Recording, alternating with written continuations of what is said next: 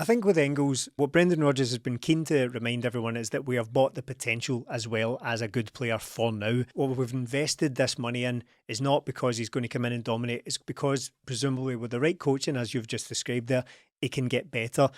And with all the things you've just listed, the tiny little bit of this attribute that's starting to show itself, a little bit of that, all these little ingredients that are going into watching Arne Engels play. Yes, he fades out of games, but I think that might be because he's gone from Augsburg to Celtic, where he was playing a little bit. He didn't play a huge amount last season. See, if you actually look at the season before Celtic signed him, he was a bit of a bit part player in Augsburg's season. He was playing in different positions as well, not an automatic starter. So he's gone from that to playing 60 games a season for Celtic in the Champions League, in these derbies.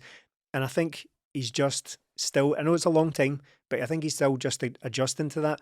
And with the smatterings of the attributes here and there, I think we have seen enough in him to think if that all comes together for him next season, he's going to be some player. Yeah. I don't know if he's ever going to be like fully dominant player of the year stuff like Matt O'Reilly, but I think there's enough there to believe, at least at this point, that season 2 is going to be an absolute banger for Arne Engels.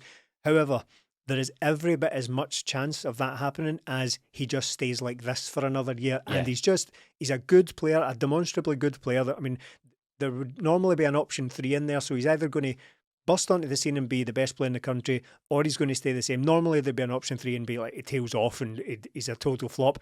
Option 3 is a write-off for me. I don't think that exists. So I think there's every bit as much chance of him either being an absolute baller next season. I know I hate that word, right?